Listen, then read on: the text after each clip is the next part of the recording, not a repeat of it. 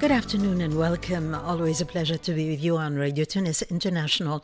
Raith Wesleti on audio engineering, Rim Travelsi on live streaming, Hayet Toukabri in the studio for this daily edition, and we have the pleasure to have with us in the studio here a young lady who has come all the way from Nabeul with this heat to talk to us today about her experience, to share with us an outstanding experience, in fact, of being the champion of public speaking in English. So at an age when many young people maybe are searching for their direction, our guest today has already represented Tunisia on international platforms, won public speaking championships, trained others, and assumed leadership responsibilities within JCI. So Melek Belloumi is our guest today. She is also the Vice-President of JCI Nabeul, and today we are more interested in the journey behind all these achievements. Thank you Melek, so much. it's a pleasure to have you. What else can you say about yourself?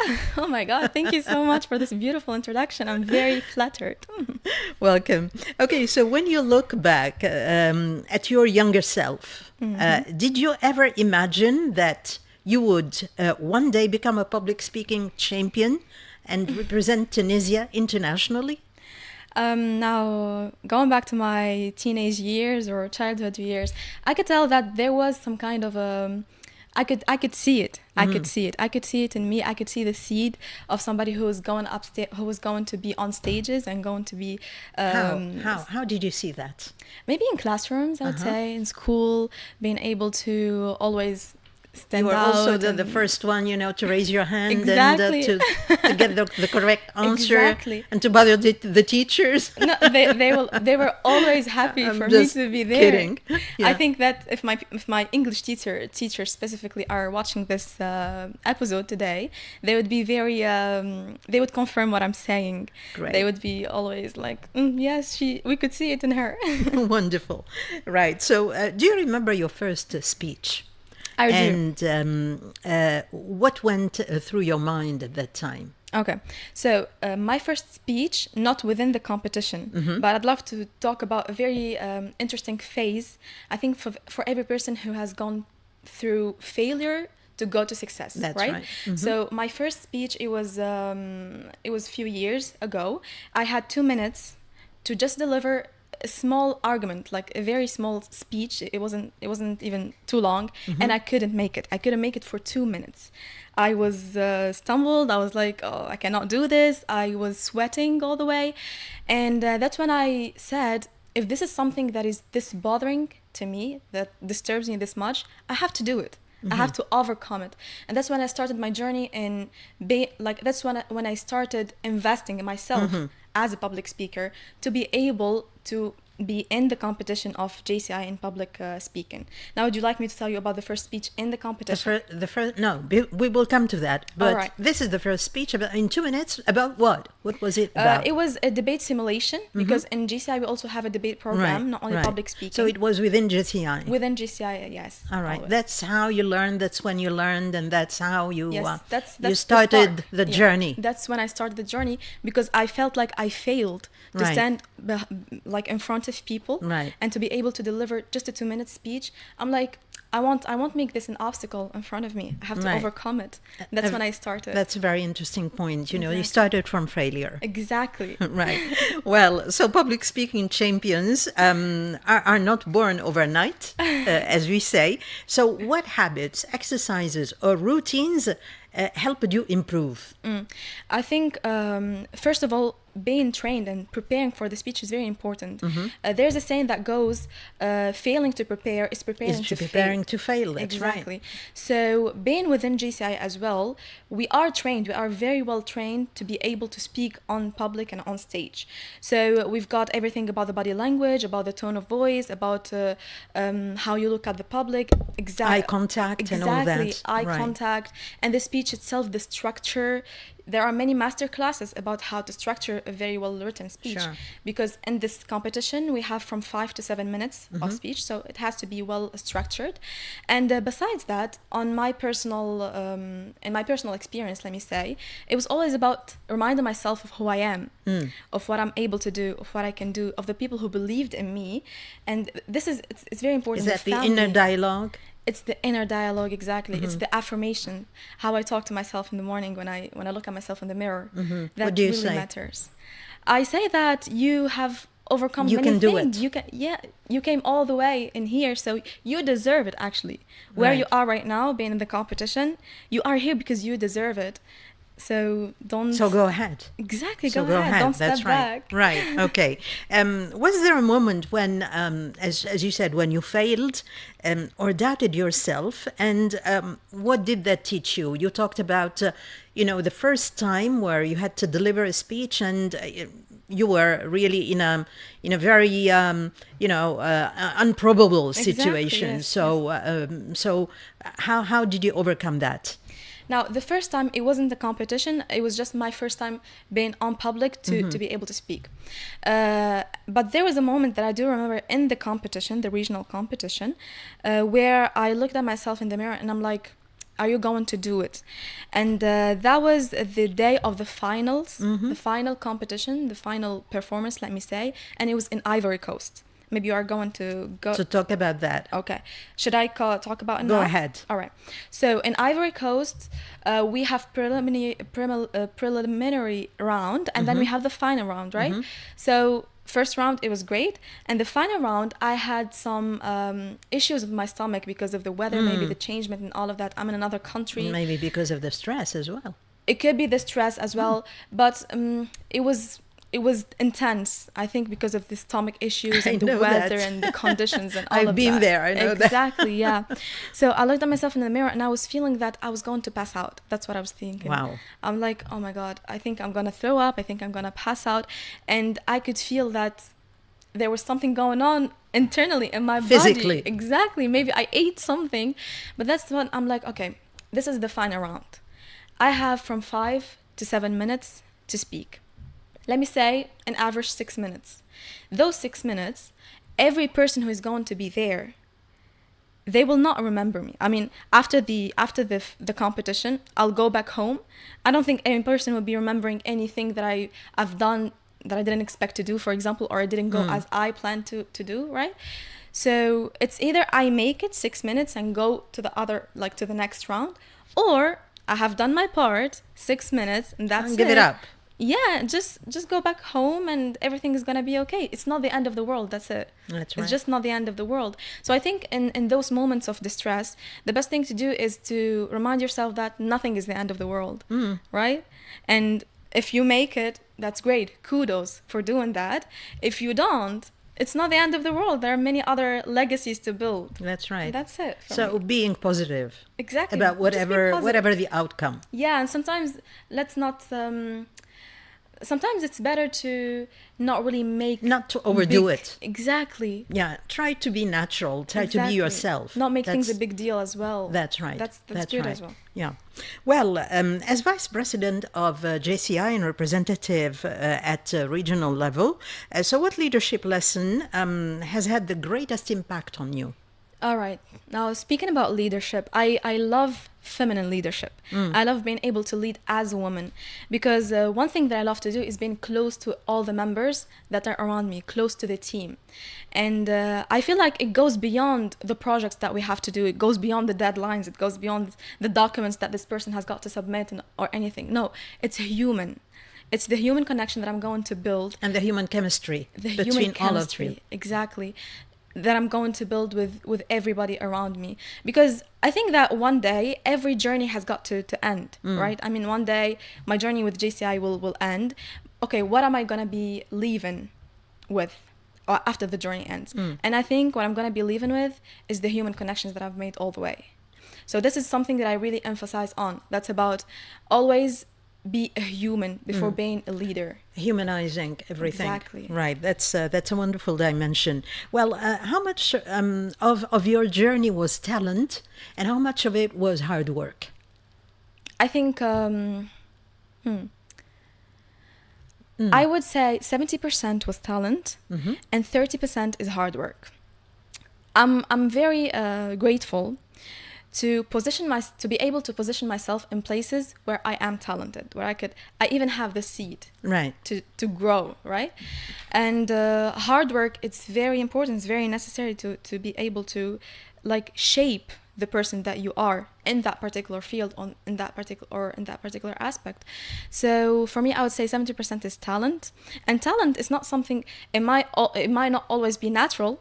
You might have to learn. Exactly, to learn to be that's right, talented. to unleash the talent Exactly. that is in you. Or discover, getting out of your comfort zone. You have to exercise, that's right. Exactly. And sometimes when you get out of your comfort zone, you discover that you have some hidden talents that you didn't know about. That's so right. It's not like the easy part of the mission, right? It came with also some hard work, some hard decisions to get out of my comfort zone, step out of my comfort zone, and discover myself and all of that. Well, and that's really very, very interesting and very reassuring as well. So as Tunisia's ambassador to the Immune as well, Yes. the Model United Nations in 2022, what did you learn about diplomacy, about dialogue, and understanding different perspectives? Oh, that was that experience is my first experience when I could say when it comes to being on international platforms. My first time mingling with people from different backgrounds, different opinions. Obviously, they might not always be in the same opinion with me. That's so right. We might not always be on the same page.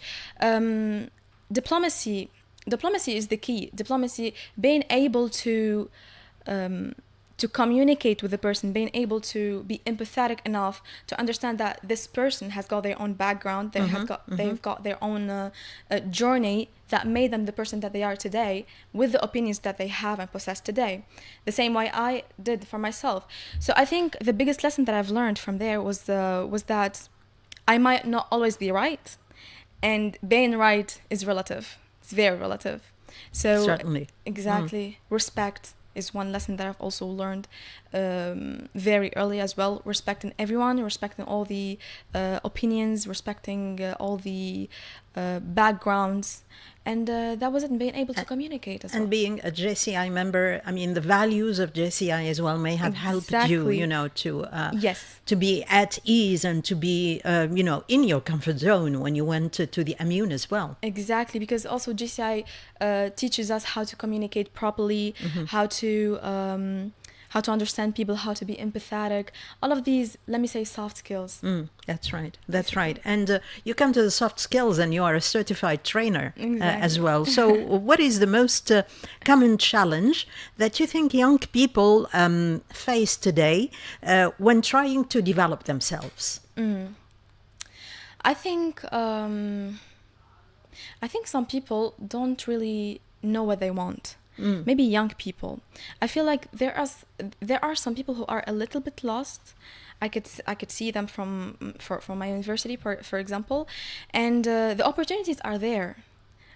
I could say, like, I will never say it's the lack of opportunities that is the challenge. No, opportunities are all around the world, but people fail to understand how much this particular thing will be benefiting them. Right? How much joining JCI will benefit them? How much joining, I don't know, any other organization will benefit them? So I think it's a little bit of lack of consciousness as well about the importance of this particular aspect of life, the organizations, the civil society.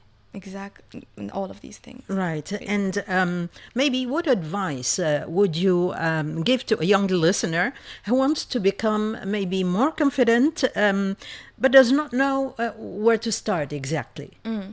I think start small. What do you mean by start small? Start small, like step by step. I've had many people who would be like, how can I become like you? How can I start traveling all around the world? How can I build this big of a network from all around the world?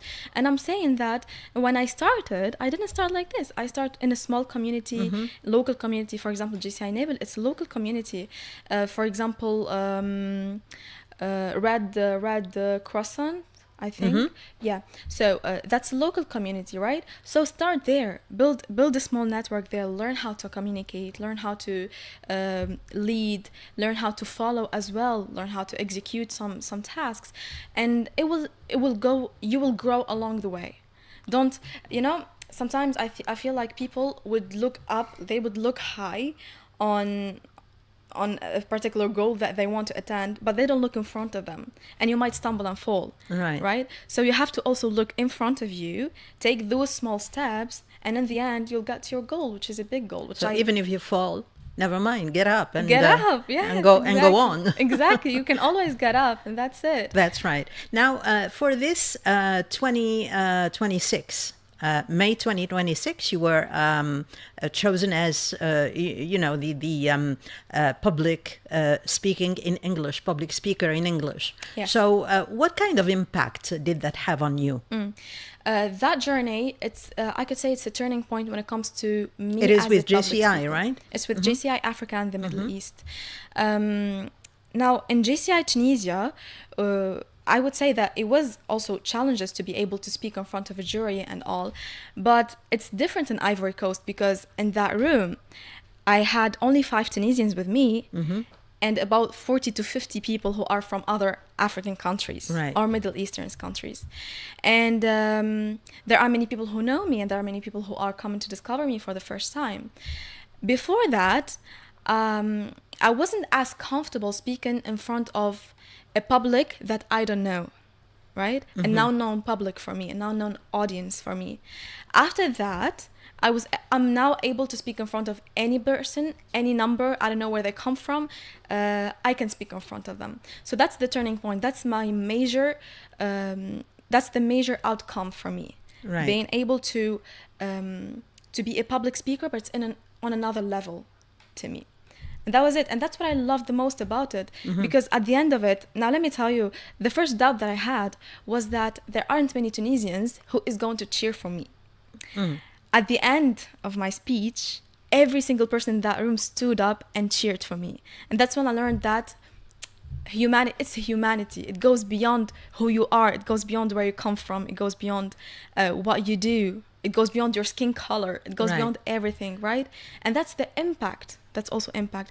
Because I believe that I did make an impact on them by the speech that I've made. I could feel it, I could see it in their eyes. And when they cheered for me, I'm like, I've done my part. Because I think that the secret in all that is that when you started doing it, you visualized success. And you said, I'm going to do it, I'm going to be okay. And at the end, people will be applauding. And so this is how it happened, I guess. Exactly. I think this is, again, we go back to the inner dialogue, which is really something very important when you are in events like these, right? Exactly. Being able to actually visualize success, that is a very important point. Because I do believe that when you see it in your mind, that's right. It will come to life. You will do it. So that's a very So just important believe point. in it. Exactly. Just believe in it. that vision. Right. Okay. So looking ahead, like in 10 years from now, what impact would you like to have on, let's say, Tunisia, on young people, and on the region in general? I believe personally that the legacy that I'm going to leave behind, it's a legacy built on impact, built on communication, built on humanitarian work as well, and built on inspiration. Because I didn't come this far without being inspired by other women around me. And representation matters. Being able to see yourself in a specific woman that you follow or you get inspired from is very important. Do you have a role model? My role model is my first role model is my mother. I would say. But then along the way, every time I get in a field, I can spot some names. I can spot some figures that I'm like, she's amazing. She's got something that I want to develop in myself, or I could see myself in her. That's and I'm right. like, that's what I can be in that. That's where I want to be. Exactly. Yeah. So I believe that I also have a mission to inspire other women around the world who are watching me or listening to me or following my steps. And every time I receive a text from someone, especially young girls from at least my neighborhood or my city, and they tell me, I know you, I love what you do, you're amazing, I want to be like you, you're an icon. I believe I start thinking that I'm getting there and I should not give up. I think the important, this is why a vision is important, because sometimes we do get to a certain point where you might think that, oh, I want to give up, or is it worth it, all of that. You become disillusioned, right? Yeah, sometimes it happens to all of us, I'm pretty sure. Those things, those little details of your core mission, like inspiring people when you see the outcome of somebody and empowering people as well. And empowering people, women emancipation, leaders emancipation, all of these things, when they come and when you cross them, you remember why you're there. You remember why you're doing what you're doing. Right. So this is why I think it's very important for a person to choose their vision. Don't just say, I want to be successful, or I want to make a lot of money. No, that is not that's not permanent. That's not really deep. I think this is a good point, because it reminds me of an interesting quote about success by Oscar Wilde. You know what he said? He said, success is a science. If you have the conditions, if you have the conditions, the results will come up. I mean, so it's like a science. So you need to have the conditions that are good for you to be, to do that, etc. And if you have the good conditions, then certainly the result will come out. Exactly. And success, I think, is also a state of mind. A state of mind, It's of a course. mentality. Right, Yes. right. So at the beginning, you did not tell us a little bit about what you are doing right now. You are a student. Right now, I'm a student at ITBS, that's in Nabeul, which I, by the way, would love to thank, because they did support me all along the journey to Ivory Coast. So they did support me. So thank you so much for my school for being with me on this journey. I'm also in JCI, as you have mentioned. I think you've made me a really good introduction. Thank you for that. And yes, besides that, I do a little bit of entrepreneurship. I train. I love working with kids as well when it comes to training, so not just adults learning. And how busy are you during the summer? I'm getting busy. I wanted to take some holiday. I took some time for myself, but now I'm getting back, and I do believe that it's gonna be a little bit busy, and I love it.